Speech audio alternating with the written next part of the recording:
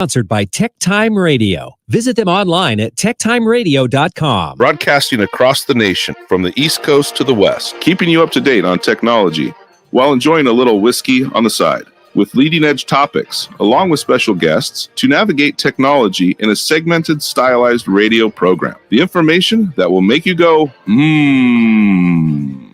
Pull up a seat, raise a glass with our hosts as we spend the next hour talking about technology for the common person. Welcome to TechTime Radio with Nathan Mumm. Welcome to Tech Time with Nathan Mumm, the show that makes you go, Technology News of the Week, the show for the everyday person talking about technology, broadcasting across the nation with insightful segments on subjects weeks ahead of the mainstream media. Wow, that whiskey's getting to me quickly here. We welcome our radio audience drank whiskey? Of 35 million listeners to an hour of insightful technology news. I'm Nathan Mumm, your host and technologist with over 30 years of technology expertise. My co-host here, Mike Roday, is in studio, and he's the award-winning author and our human behavior expert. Now, of course, we're live streaming during our show on 5 of the most popular platforms, including YouTube, Twitch.tv, X, Facebook, and LinkedIn. We encourage you to visit us online at techtimeradio.com and become a Patreon supporter at patreon.com/techtimeradio. We are all friends from different backgrounds, and we hope to bring the best technology show possible weekly for our family, friends, and fans to enjoy. We're glad to have Odie, our producer, at the control panel today. Welcome, everyone. Let's start today's show. Now on today's show. All right, we're starting off with a patriotic-looking hat. You like my hat here? You know, that's got to be the most innocuous hat that I've ever seen you wear. There's no flashing lights. I know. It doesn't make sounds. It's just a hat. It's just a hat. It's just a subdued hat. Yeah, that's all right. But at my 4th of July party, I got blinking lights and a bunch of other hats. I know. Okay. I was really surprised when that's all you brought was the hat. Okay. All right. Well, today on Tech Time with Nathan Mumm, buckle up as we dive into the latest tech news and stories. Here's what we have on the show today. A new breed of hackers have emerged in the dimly lit corners of the digital realm. Their weapon of choice, not lines of code or brute force attacks, but something far more unsettling. Then picture a supermarket where the mundane becomes magical. Price tags flutter like digital butterflies, product information dances across the screen, and promotional materials come out of thin air. Welcome to the world of electronic shelf labels. And as the Olympic torch ignites, NBC unveils its secret weapon, Al Michaels' generated sportscaster voice. That's right. We're going to be talking about that. And of course, Gwen Way, our resident gadgets and gear tech guru, enters the spotlight as she brings with her a pesky problem that transcends swatting and enters the realm of technology. What is it? Gwen's insights are always a breath of fresh air, so tune in for this and more riveting tales from the digital frontier. We're all on the edge of our seat now, and with an unexpected twist, we're going to have, of course, our Mike mesmerizing moment, our technology fail of the week, and a possible Nathan nugget.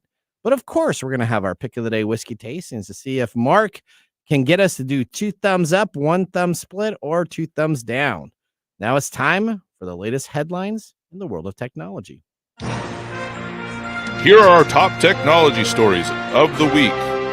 All right. Late last week, NBC announced that it had cloned the voice of legendary play-by-play sports announcer Al Michaels to deliver recaps for the Paris Olympics, essentially to anybody that subscribes to the network's Peacock streaming service. Let's go to Corinne Westland for more on this story. Last week, NBC announced it had cloned the voice of legendary play-by-play sports announcer Al Michaels to deliver recaps from the Paris Olympics to subscribers of the network's Peacock streaming service. It was amazing, Michaels told the publication. It was not only close, it was almost 2% off perfect. I'm thinking, whoa. Noting that he was, at first, skeptical that NBC's LLM could capture his unique vocal stylings, including the hints of his charming Brooklyn accent. Whoa, indeed. Though NBC said it's hired more than 150 commentators to help cover the 32 sports and 300-plus medal events, only artificial intelligence made it possible to deliver individualized summaries at scale. Whoa is right, guys. Back to you in the studio. All right, so Al Michaels, you know who Al Michaels is? No, You don't. So he's kind of like the Howard Cosell. You know who Howard Cosell was? I grew up with Howard. Okay, so Al Michaels, I think, would probably be the equivalent of Howard Cosell back in the 60s and 70s. He's really kind of the main sportscaster. He did play-by-play calls on Monday Night Football and Sunday Night Football for over 36 years. Now, he's agreed to a licensing deal that allowed him to go on in. He talked a whole bunch of times, over 5,000 different times that he was talking into this mic itself to accumulate all of this media material so they could create his AI generated voice. Now, the idea is during the Olympics, now NBC normally features about 7 million unique packages, around 10 minutes worth of highlights for each subscriber. His voice will essentially recap the opening day's coverage on July 27th before moving on to the 40 Olympic events to be held each day. Being able to deliver that personalized package content at a scale does seem like a good idea, but fans of Al Michaels are going to be probably pretty disappointed because Al Michaels is an opinionated individual. He's been in trouble before. He's been fined. No. Yeah, he's got Howard Cosell got in trouble too. I mean, Howard Cosell would drink on the air, right? I mean, so he would. Everybody drank on the air back in the day. Everybody smoked on the air. So this is the first time. A completely different time. It was a different time, right? So the large language model, the LLM, except for Mark, who's drinking on air right now. You're drinking on air too. That's right. Okay. Now, are you going to be interested in tuning in to a computerized typed version and listen to the recap with Al Michaels' voice? Me, no. No. Okay. Do you think other people are going to be interested in listening to his voice? Probably. I imagine he has fans that's going to enjoy his AI clone. Okay. Or we talked about this a couple of weeks ago with James Earl Jones essentially doing the AI rights for Darth Vader, right? And then we also did the Tom Hanks done the same type of deal. So all these celebrities are going to go on out and get their voices digitalized. Are we going to be okay with 15, 20, 30 years from now still getting Al Michaels? And what about the up and coming individual that may have a unique voice? Now he's going to be set to the side. That's one of my big issues with that's what I was going to say. I'll say, so you've got a clone voice of Al Michaels doing this stuff. For how long is he going to continue into the future? Because as long as his voice is being used for these events, who is going to be able to do an up and coming replacement? Because that's part of our growth process. Yeah. So that's one of the issues I have with things like, having James Earl Jones clone voice for Darth Vader. That makes sense. Okay. Especially because, and I know nobody wants to talk about it, that at some point, nobody's going to listen to new Darth Vader stuff. Okay. So that is probably going to happen, right? I know nobody wants to hear that, but at some point, Darth Vader is going to fade into the historical backdrop of our livelihood. Well, see, so people have done voices before that are iconic, and you have people take care of it. So how many different voices do you think there's been for Mickey Mouse? I started with Walt Disney, and this is my comparison. So you started with Walt Disney. He was the first Mickey Mouse. Didn't do it very long. And then you had other people do the voice. How would you take a guess? How many do you think have done it? 6. No, higher. 10. Yeah. Around 10 to 11 people, depending on if you include Walt and his brother doing different voices for different things. Well, so people passed away.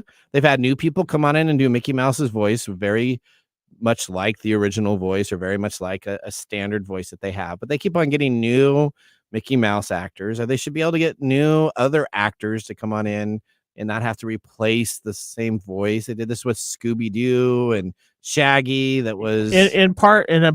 I'm agreeing with you because it should go with the next generation. But when I want a Mel Blanc voice, I don't want a Mel Blanc clone. I want to hear Mel Blanc. You know who he is. Yeah, right? yeah, with the so he was all the comedies. He was Looney Tunes. Yep. Right, and most people aren't as familiar with those voices anymore. So there you go. All right, well, there you go. Let's move on to story number 2. What's story number 2? Story number 2. Odie has it. Yeah, grocery stores are adding digital labels in front of their produce now instead of pricing stickers. Okay. Is that a good thing or a bad thing? I see it as a bad thing.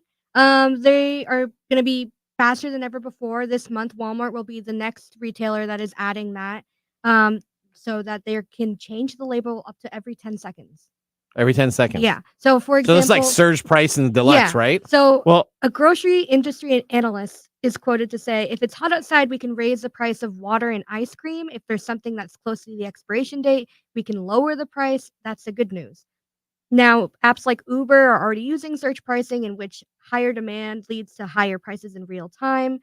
Wendy's also is doing that. We covered we that a talked little about while that. ago. Yep.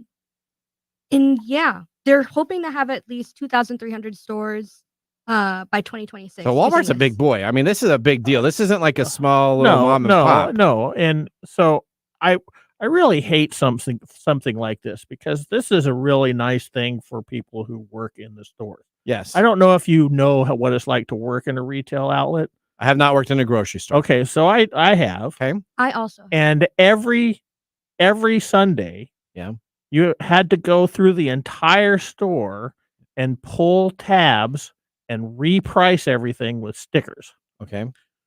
That took hours and hours of really boring, repetitive work Also, away from what you should be doing as an employee.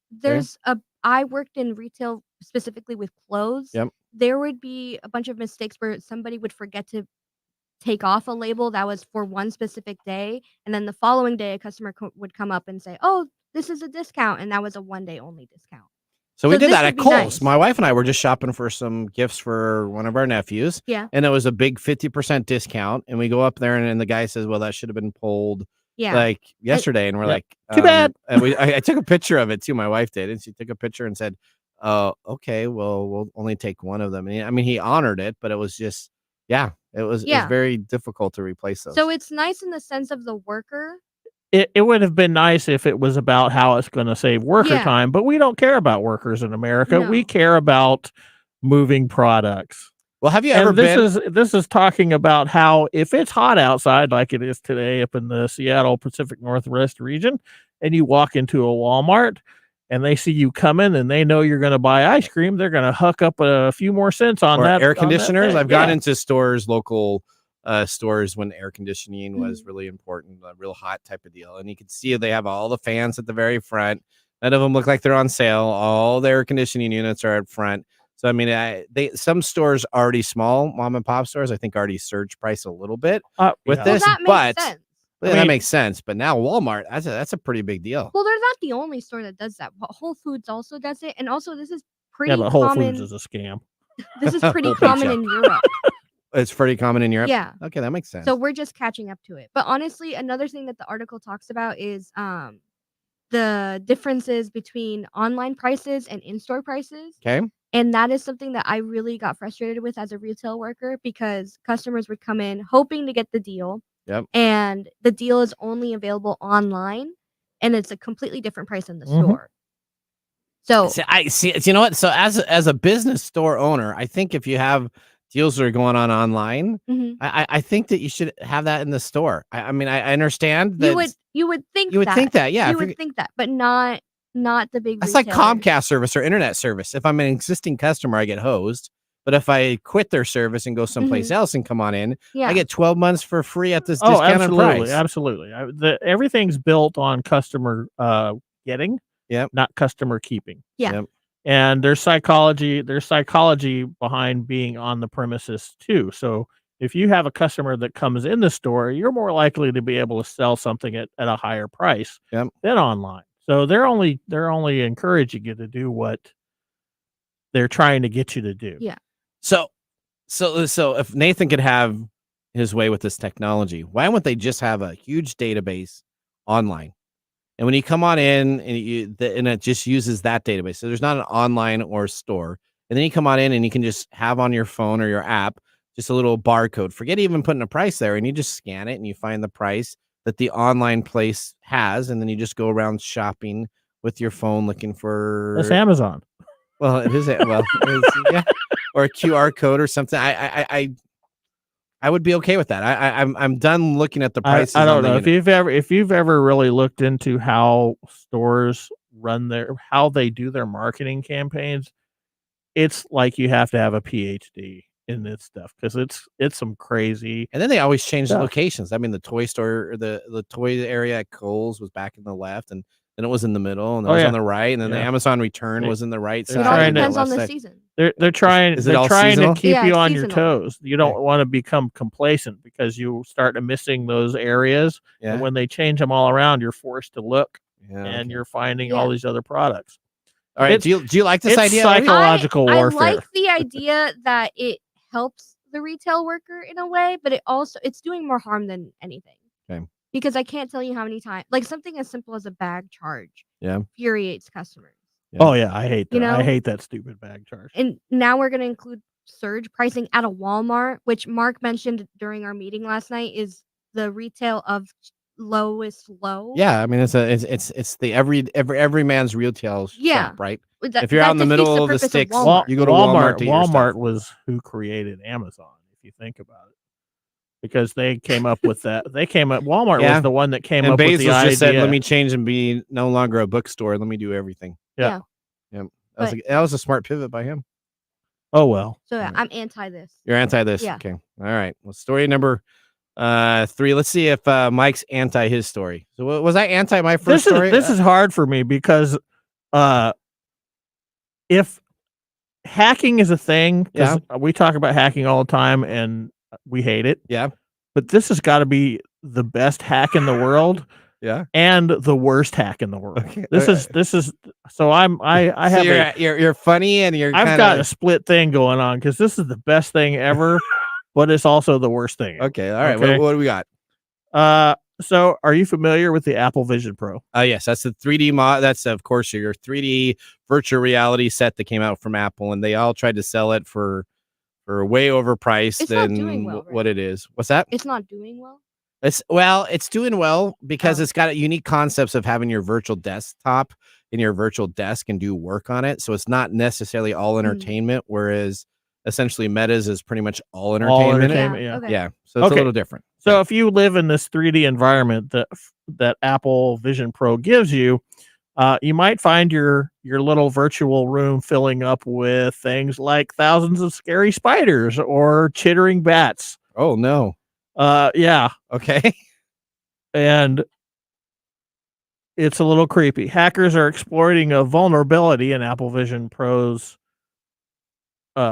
makeup to create a virtual environment that they can fill up with digital objects like spiders and bats, causing significant psychological distress. I kill my wife. My wife cannot stand spiders. She would be freaking out. Well, this is why I love this and I hate this. Okay. Because there's this side of me that thinks that I love horror movies and this is an excellent thing to do. Okay. But at the same time, you're really going deep in the psychological abuse aspect of it. So professionally, this is a bad thing. Okay. So what's going on is hackers are exploiting a Safari bug in Apple Vision Pro. The bug is allowing them to fill the virtual spaces with things like spiders and bats. Apple is aware, and they have released a fix for the vulnerability. Cybersecurity researcher Ryan Pickren has discovered this significant vulnerability in the headset that allows the hackers to inundate the virtual environments with swarms of creepy spiders and screeching bats. Okay. In his blog, he reveals that he has flagged a bug in the browser that permits a malicious website to bypass all the security warnings. Once exploited, the bug allows the attacker to fill the user's augmented reality space with these animated 3D objects. To make the attack more panic-inducing, these virtual crawlers are not just visual, they can also come with sound, further intensifying the horror as they crawl and fly around the user's real-world environment. According to Pickren, hackers exploit this vulnerability by luring the user to visit a compromised website. Once the site is opened in the Vision Pro Safari browser, the malicious code activates and floods of user space with terrifying, creepy crawlies. Okay. Problem is that there is no straightforward way to clear these pests. Users must manually tap each one in their augmented reality space, so it becomes like asteroids or whack-a-mole. Whack-a-mole. So you got to tap them all. Yeah. So you got to swat them all. You got to swat them all, I guess. Okay. So simply closing the Safari browser does not eliminate the problem, and it basically forces users to play a digital game of pest control. Wow. Apple is, of course, addressing the vulnerability as the fill the room with spiders scenario is not a standard category in existing frameworks, and it makes it harder for security analysts to identify and prioritize. So they didn't ask for money. So this is kind of this is why like a good April Fool's joke. Yeah. I mean, how would you feel if you got on your Apple Vision Pro, you're doing your office thing, and suddenly this plethora, there's your word, plethora of spiders just started crawling out of every That'd be pretty freaky. Yeah, you would freak out, right? Yeah, I would.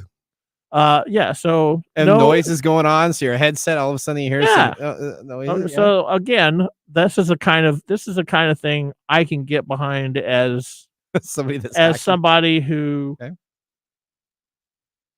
enjoys horror things. Right.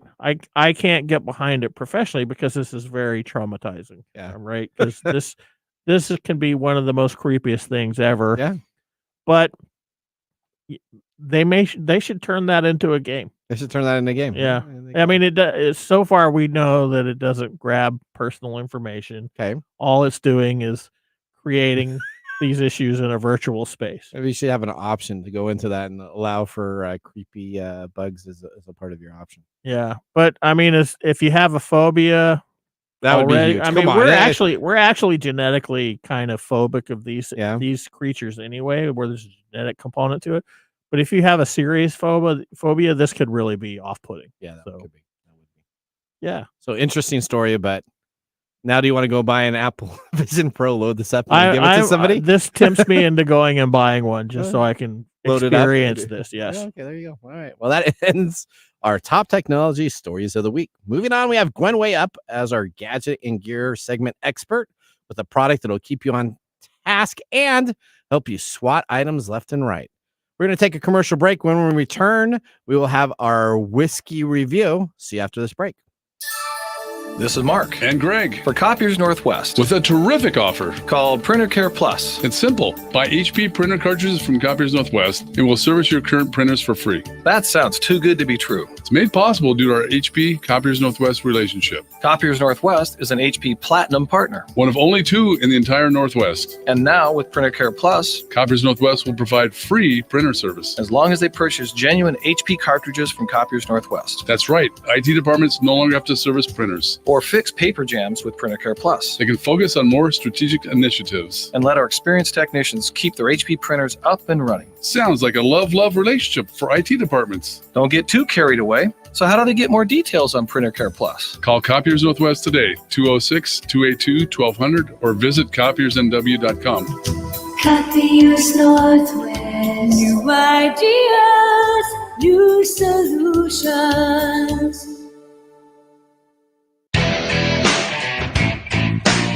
Welcome back to Tech Time with Nathan Mumm. Our weekly show covers the top technology subjects without any political agenda. We verify the facts and we do it with a sense of humor in less than 16 minutes. And of course, with a little whiskey on the side today. Mark Gregoire, our whiskey connoisseur, is in the studio. Mark, I just had this during the break. This is smooth as silk. What are we tasting? Are you sure, Silk? We are drinking Bardstown Bourbon Company Discovery Series number 11. Now, from Bardstown Bourbon Company's website, our Discovery Series highlights the art of blending, creating exciting expressions that together are greater than the sum of its parts. Now, this series pushes the boundaries of innovation by creating completely unique flavor profiles and styles. This release has a vibrant blend of Rainier cherry, butterscotch, brown sugar, and roasted peanut, which leads to a spirited palette of toffee and cinnamon spice. The indelible finish of ripe red fruit and luscious oak rounds out this remarkable Kentucky bourbon. Wow, this is I I like this. This is from our friend Chris Cantrell. This is the third bottle that he has donated for us to put on the show. You've given 2 thumbs down so far to him. Have I really? Yes. Oh, well, you know what? I think, what? We may be breaking that tradition today. What was the other whiskeys? You remember? Yeah, one was a Woodinville Nectar of the Gods. Okay. And the other one was a rye. Okay. All right. We did. All right. Well, I don't know. What do you think of this so far, Mike? It's really sweet. It has a very fruity upfront taste, and it has a very fruity long finish too. They're two different profiles. It doesn't really have a big bite though. I like it. I took it, of course, just some of them. That first bite normally hits you really hard, but I didn't have that big bite where I'm like, oh, and here I'm tasting it. Interesting that Mike says 2 different profiles. You sure it's not 3? Ooh. Well, I did have an alcohol burn in the middle part that I know was taking up some of that profile. Okay. Well, let me tell you a little bit about it. So it's from Bardstown Bourbon Company, which is now owned by Pritzker Private Capital, some crazy name. Okay. They're a private equity firm. Distillation is from Bardstown, Kentucky, and 2 undisclosed distilleries. It's straight bourbon. It's a blend of a 6-year, a 10-year, and a 13-year-old bourbon. So they have 3 different mash bills that they have blended together. It is 118.1 proof. And it goes for retail for $140. The secondary isn't that much on it. It's only about 165 at the top peak. Okay. All right. Yeah, Nathan seems more interested in the proof than the anything else. Okay, so I like the proof because I like stronger bourbons and whiskey to taste, and this one did not burn at that high proof. So when I really said it was like, wow, that was a high proof, and it wasn't the it was the glee in the eyes as soon as he said 118 proof. Yeah, I was like, yeah, we've turned you into a proof whore, is what they call it. When we first started the show 3 years ago, you were very low proof. I was. Yes. Yeah, the 80 proof stuff doesn't really work anymore. Yeah, that's what you've had good. That's called becoming an alcoholic. Is that okay? That's called word for it. That's called tolerance. Okay, all right. I like that then. All right. Okay, you're gonna tell us more, I'm sure, with our crazy day and everything. Okay. Yeah. All right. Don't forget to like and subscribe, though. Like and subscribe, and if you have a whiskey that you want Mark to review and take, put a comment note in our YouTube video that you watch, and then he'll have a chance to go out and get that. I'd love it. And drink responsibly. Heaven can wait. That's right. There you go. And be careful with the 4th of July, as we can see with my hat. Keep your fingers, keep your toes, and don't do anything irresponsible. Now, with our first whiskey tasting complete, let's move on to our feature segment today with Gwen Way joining the show. She's an expert in cybersecurity during the day and a game board geek in the evenings, as well as the producer of TechTime Radio and our gadgets and gear gal. Let's get ready to start our Comcast video stream in our next segment right now. What's new in our gadgets and gear? All right. Welcome to the show, Gwen. Tell us a little bit about yourself. For if anybody is new listening to the show, tell us a little bit about yourself. What do you do in your daytime when you're not, of course, on TechTime Radio or helping produce the show? What do you do? Well, actually, I'm in cybersecurity, as you mentioned, but I've been doing tech support and security and network support and all of that for, dear Lord, 25 years. Yeah. So. Yeah, so you started when you were 1. You see how I did that? Oh, I like that. So there you go. Started when you were 1. There you go. All right. Okay. All right. Okay. He's been drinking. I have been drinking a little bit. But all right. Bringing up hats to share with everyone. Then we're gonna go right to your gadget, and then we got to talk about something before you leave that will kind of go with your gadget. So, what do you have today for the listeners? Well, this is something that I don't need as much now as I might have a few years ago, but it would have been perfect when I was living in Texas. Okay. We have entered the summer, and that means bug season. Okay, so not only do we have to worry about creepy crawlies coming at us through our Apple Vision Pros, we kind of have to deal with them every time we go outside at this point. So I went looking, and on Kickstarter, I found a new way to take care of bugs. Oh, okay. A new way to take care of bugs. This must be a technology marvel. All right, because the only thing I have right now is I have that little gun that you put with salt in it, and you shoot the flies and you shoot the mosquitoes and work. everything, and that's kind of fun. But but you end up shooting your kids. Yeah, shoot your kids, and then after a while, you start shooting your skin, and then you just start shooting your eyes to try to get it. So then it becomes a little bit more of a game. I don't know what kind of progressive rule system you have, but that's the wrong way to do it. Oh, is that the wrong I way was to do going it? to say, don't turn it back on yourself. Okay. Oh, I wonder what this will do to my eye. Okay, all right, that's right. Okay, You'll shoot your eye out. That's all right. So tell us, what is this device? A little bit of information regarding that. All right. So there are a couple of things that most bug destroyers have in common. You can have one that zaps it. Traditionally, it's something that you hang up outside. You hear the bzzzt, and you know that it has caught something.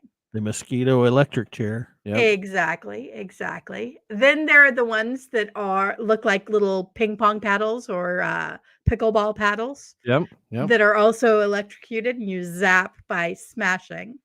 And then that gets stuck in your food, and then you just try to hope no one saw you do that. So you just keep on going. Okay, yep. I know what So you're you want to saying. be careful with that. You eat a lot of bugs, don't you? I think I do. Extra protein. And the final one is just the trap, the little traps where they walk on something and get stuck, and that's it. Oh, the sticky tape stuff, right? Exactly. Yep. Okay. So the company ZapSnare has actually found a way to combine all three of them into one technological marvel that they are calling the Trap and Zap. Trap and Zap. Okay, I like that. That's an easy name to remember.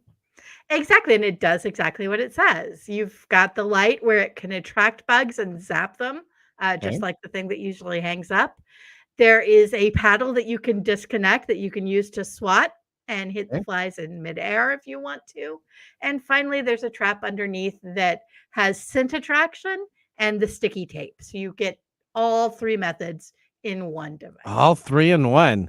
Yeah. Just you wait. We got more. Why do you sound like you're going to offer a life supply of rice-a-roni after this? There you go. I mean, all if right. I had a life supply of rice-a-roni, I would give it to you in a heartbeat, Mike. There you go. Okay. All right. So now where did you find this, right? Because sometimes you've been having gadgets that you can just buy. Is this one of the startup? Is it a Kickstarter? Where can we find this? This is actually a Kickstarter. It's a Kickstarter that is open through the end of the month, so it's the end of July. Okay. And honestly, they've got over 200 backers. They've already got 200% of their stated goal. So it is relatively certain that this is going to actually go through at this point. Okay. So that's good to know. Is this company done a Kickstarter project before? This is their first Kickstarter, although they appear to have some experience both in technology and in bug killing. Bug extermination? Okay, extermination, that's a good word. So they're like the bug zapper pros type of deal of technology? Exactly. So they just kind of combined those two into one good big thing for themselves. They have termites listed on their website. I don't understand that. A termite? What do you mean? They have a picture of a termite on their little thing where all the bugs that they kill. Does it kill a termite too? I guess it kills termites. I mean, but I it's guess not made out of wood. Okay, well, it's not made out of wood. How does it get the termites? You probably have to use the swatter part. I'm pretty sure that I've never watched a termite crawl around on my countertop and wanting to bash it in with the thing. They don't, but they do fly. Oh, the termites fly? Termites. When they're Okay, so I guess you can swat it there. Okay. Okay. Living in the Pacific Northwest, we don't have termites really. You know, it took me. I had an uneasy feeling when I moved here for 2 weeks because I moved from Arizona, where bugs like everywhere. Texas, yeah. So everything's trying to stick, stab, or sting you in Arizona, and I was uncomfortable here for 2 weeks because I couldn't figure out why, and it was because I was suddenly safe. You're safe. You weren't. You weren't really swatting odd. anything. I had no idea what safety felt like. Okay, that's right. Okay. All right, so this is like 3-in-1. Now, is this pet friendly? Because I know some people on these devices, especially with like the sticky tape, that they keep their dogs away from it. Because you remember that old stuff you used to. I think I would be more worried about zapping things with the electronic zapper. Come here, kitty. Yeah, there is the possibility that somebody will, sniff it and get zapped, but it's a low enough voltage that should not cause any problems for pets. Okay. I definitely wouldn't leave it on unattended if a pet is around. That makes sense. But other than that, I would say it's pretty safe. Unless you don't take it like into your cat. PetSmart. Then Don't you take tell it your into cat, PetSmart. put catnip all over it. No, okay. All right. Pet friendly. Now, are you going to get one? That's kind of the most important thing, Gwen. Is this on your list to grab for the summer times? It is on my list. And I might actually end up getting two, one for inside and one for outside, so that we can sit out on our porch and not have to worry about mosquitoes. How does it do for virtual pests like spiders and bats? I was kind of wondering that. I would like to see a virtual version of this that you can use there you on go. your Apple You Vision get a download code. You can just go and you can just start snapping it. Exactly. All right. So reviewing it. How much is the unit again? Where can you find it? How many backers? Let's do a review of this. Not a problem. So right now you can still get the super early bird price of $59 for one device. Okay. Or you can get two for $99. Oh, you save. What do you say? Later on, once all of those sell out, it'll be one for $79, but I still think it's a deal for that. Okay. All right. Okay. Well, Gwen, before you go, yes, let's talk about something else. Did you guys all know that there's a brand new app for Mac that essentially you guys all have your trash box? You know what your recycle bin is? Yeah, we talked about this. Okay. Yeah, we talked about it last night, right? So guess what? You can now get a virtual group of flies that will fly around your wastebasket bin, specifically on the Mac OS, called Banana Bin.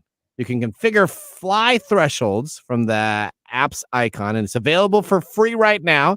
They expect it to be like a 99-cent type of app later on. But when you have 10 megabytes, essentially there's a janitor mode. It'll start having some flies of information to delete. When you have 1 gig, it will become to the recycler, so you'll have tons of flies that will be there. And if you're a garbage hoarder at 10 gigabytes, essentially they will just be eating through your waste paper bin. What is it with all these bugs on your virtual spaces? Well, I don't know. So I guess this is the hot new trending item I don't right understand now. this. I don't know why I want to make my computer a naggy wife. Well, this used to be something that was really popular in the early 2000s, although the vast majority of those were viruses. But yeah, you could get just little companions that hung out on your desktop and did things. Like this Clippy. I'm actually Microsoft Bob. Exactly, like Clippy. Like Clippy. This I'm actually interested in because having worked for MSPs in the past, I know a lot of people who, for some reason, use their recycle bin as storage. Yeah, and this might actually talk them into stopping. Yeah, so the Banana Bin is available. It's a freeware product. All you got to do is look for Banana Bin, and I have loaded it on my machine. Now, I may not be a very good compadre for their app because I always delete stuff as soon as I put it in my trash bin. I don't let it sit there for a long time, so I'm going to have to change my habits so I can see the flies. Just so you can see. Around. Well, just get a Vision Pro and you can look at spiders and stuff. You don't need to worry about the garbage flies. You get the spiders to attack the flies. It'll be there. fun. You go. There you go. I don't know why. All right, Gwen. So tell us, what are we going to have next month? So we got summer months going on right now. That's going to be in the heat of summer in August in the Pacific Northwest. Do you have an idea of what you have for our next gadget and gear? I'm going to be looking into some personal cooling devices, possibly. Oh, that sounds like a great idea. Okay, personal what? Yeah, a cooling device. I was down at Disney World, and I had to go out and buy one of those devices that blew air at you because it was so smoggy. But the sucker is so loud. Humid. Was that or humid? What did I say? Smoggy? You said smoggy. It's smoggy. I mean, it could be both depending on where it was humid. But essentially, I had to have one of those devices just so that I could walk and not take care of. If you can find one that's silent, that I don't hear the fans go on it didn't matter. I bought an expensive one and I bought a cheap one. And guess what? The cheap one sounded just like the expensive one did. It did no real difference between it, but you hear the fans. That's entitled. Was that? That's entitled. Well, okay. Give me something. Give me something that works that I can't hear. Well, I was hoping that I was kind of glad that I can't guarantee zero sound, but I'll see if I can find something with. Okay. Why don't you get a mister instead? Those don't Misters make are any good. sound. Well, you can't walk around with a mister. Yeah, you can. You know, it's have like a water bottle. It's like a water. No, it's spray a pump water bottle. Okay. With a mister fitting on a hose, and you clip it to your shirt. Okay. And it blows out little mist, and you just pump it up. Okay. Did you have Although the one that's that hangs not on so your good. neck? in I had the ones that swampy hangs on your areas. neck. Okay, I had the one that you clip on my phone, Okay. and then you just walk around with your phone. I was already looking at my phone for the That's just a you know, fan. the Disney stuff, but Was it better? Because the one around the neck, It that was sucker quiet. is loud. it was quiet. Okay. How did we But it get? How did wasn't- we get here? Constant. Oh well, this is like a regular production show. We should probably move on. We should probably from the move on. bugs. All right, Gwen. Well, thank you for coming on the show. It's always a pleasure to have you talk about new gadgets. I can't wait to see what we have next month. Happy to be here. All Hi, right. Gwen. Well, that ends our segment, Gadgets and Gear. Up now, we have Mike's mesmerizing moment. Let's start it now. Welcome to Mike's mesmerizing moment. What does Mike have to say today? All right, Mike, if a company offered to pay you millions of dollars for your voice to be used forever as an AI voice, would you do this? Yes, You would. but Okay. why not? This is one of the problems that we've talked about. It's not necessarily that I have a problem with the technology. I have Okay. a problem with people using it to steal other people's things, Okay. right? Like their voices. Okay. So if somebody offered me, Yeah.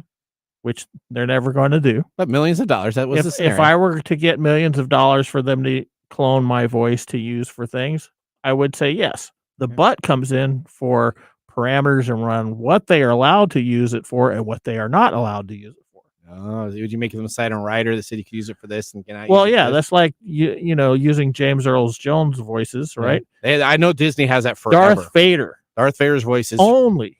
will be right? James Earl Jones. They can't be using it for other things. It has to be Darth Vader. That is correct. So there, as long as there's some parameters around it, I definitely wouldn't want my voice to be used to advertise things that I don't personally believe in or like. But For $1 million. for $1 million, if you think my voice is the voice for your company, and I agree with what your company is peddling, Meta then- called you today and asked for it, you'd sell your voice to them. Yeah, not Meta. Okay. Never mind Meta. Okay, all right.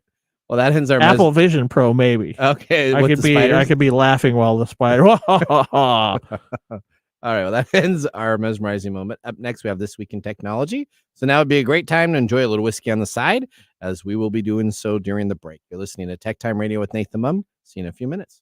Join the fun and grab tickets to GeekFest West, the 3-day Geek Festival extravaganza of fun and entertainment that will take place on the third weekend in July. Learn more at geekfest.com. GeekFest will feature diverse activities, including a film festival, vendor hall, street fair, outdoor music festival, cosmic cosplay, and video game tournaments. Join us at GeekFest West, the ultimate celebration of geek culture. To learn more, visit geekfest.com. That is geekfest.com. And now, let's look back at this week in technology. All right, in our way back machine, we're going to take a look at July 3rd, 1997. A new law comes to California. A new law comes to California for ergonomics. California's ergonomic standard takes effect, dictating what employers must do to ensure that their workplaces prevent repetitive motion injuries like carpal tunnel syndrome. The new law seems as a possible measure of similar standards elsewhere in the nation, reflected and increased the incidence of such injuries, largely due to increased computer use. Nowadays, it's hard to imagine not having an ergonomic keyboard or mouse, but in the beginning times of personal computers, little was known that we would spend hours a day at a screen. That's hard to believe. What's that?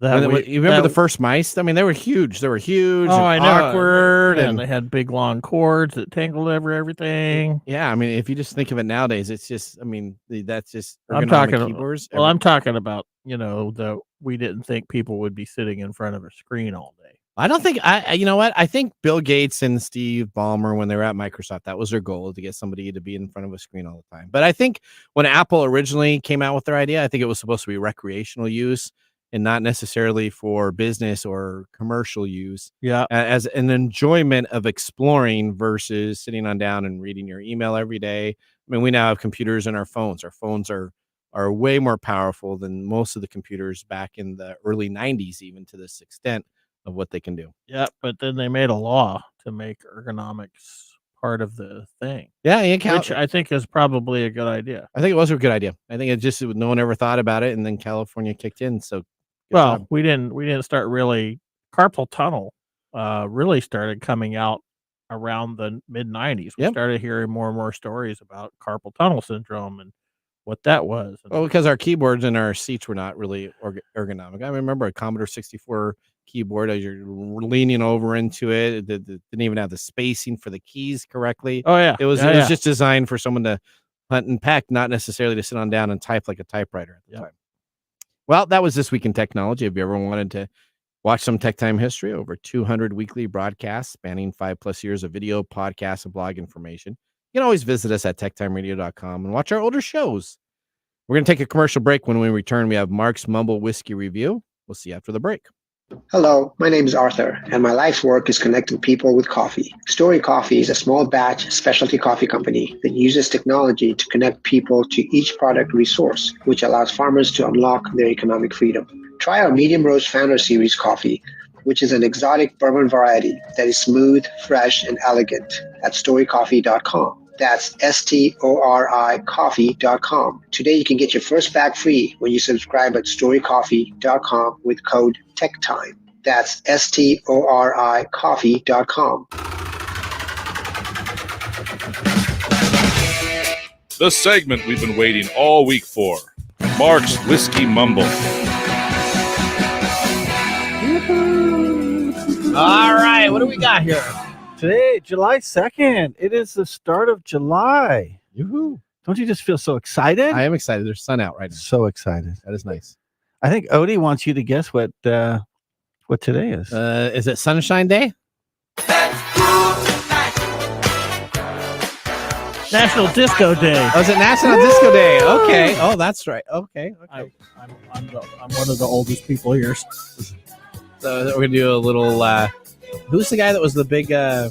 What are you guys doing, talking and not dancing? Disco. Oh, disco. Okay. Yeah, thank you. Travolta, wasn't he? John the big, Travolta, Saturday Night Fever. Which is why Night Fever's playing. Okay. ABBA. This day is to salute all things disco, from the music and dancing to the entire culture of the 1970s. Disco developed from several influences: Philadelphia soul, funk, psychedelic soul, and pop, all inspired dance music and American nightlife. Disco started as a reaction to the popularity of rock music in the 1960s and emerged as a subculture response to how current dance music was being ignored and dismissed by music fans. And then it died. And then some people in the 90s tried to bring it back, and it died again. Disco is dead. Well, it'll come on back in about 5 years because we reboot TV shows, cartoons. We reboot everything. Anytime you're at a dance floor and one of these songs comes on, it fills up. It is not dead. It is alive in everybody's heart. All right. Really? Especially in New Zealand. Yeah. Wow. Mark has just revealed something about himself that we didn't know. He loves disco music. He's a club hopper. He is. That's where he drinks his whiskey. That's correct. And dancing too. All right. Fantastic. Now, do you do the funk? I try. Not very good, but I try. Okay.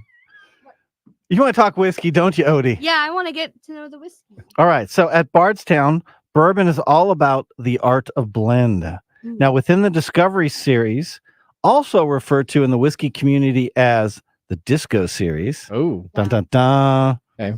It now includes 11 expressions. Bardstown combines rare whiskey sourced from all over, creating exciting expressions that together are greater than the sum of the parts. The series is designed to highlight the science and craftsmanship of blending whiskey and aims to create a completely new flavor profile with each of its releases. Every spirit blended for Discovery Series is tasted by a team member from every level of the distillery, analyzed and voted on. So everybody in the distillery has to... Very all-inclusive company. Okay. That's cool. Democracy. Yeah. Yeah. Now, I don't understand how the Discovery Series gets overlooked by many whiskey enthusiasts, as evident in the secondary market activity. Okay. This whiskey is complex, layered, and an excellent example of the superb blending skills. Many people go for that single barrel or the single distillation, distillation. However, branching out into blends can lead you to new and exciting whiskeys, as we've discovered today. This bourbon was part of a get-together whiskey tasting that I was part of, and it came on top with all the participants. It was our number one of all 15 bourbons and whiskeys that we were sampling. Was there a disco ball involved? There was not, but okay. I do have one in my closet. Oh, wow. Now this whiskey I don't want you coming out of the closet too much right now. All right. And we have to send a special thank you to Chris Cantrell again for this wonderful bottle. I'm glad that and I he actually finally got thumbs up out of you guys, I believe. All right, Mark, thanks for the mobile. As always, whiskey and technology, such a great pairing. Just like geeky people attending Geek Fest West. Serious. That's right. All right, let's prepare for our technology fail of the week, brought to you by Elite Executive Services, technology experts to help you out of a technology fail. We are out of time. Congratulations. You're a failure. Oh. I failed. Did I? Yes. Did I? Yes. Did I? Yes. All right, this is a simple failure. It comes to us from Meta, your company that you wouldn't sell your voice to.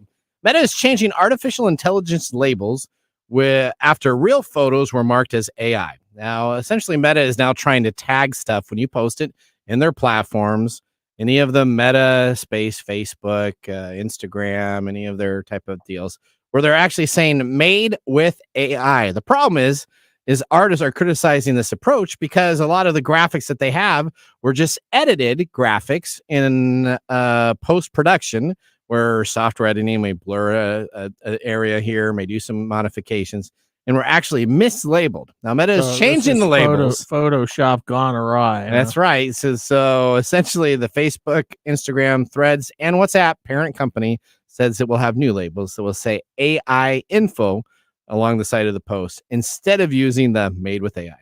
Meta thinks that this helps strike a balance between fast-moving technology and responsibility to help people understand what its system shows in their feeds. I'm not sure if Meta is allowed to comment on what is balancing or not. That's what they're doing. Well, people continue to try to come up with labels for AI, trying to tag it.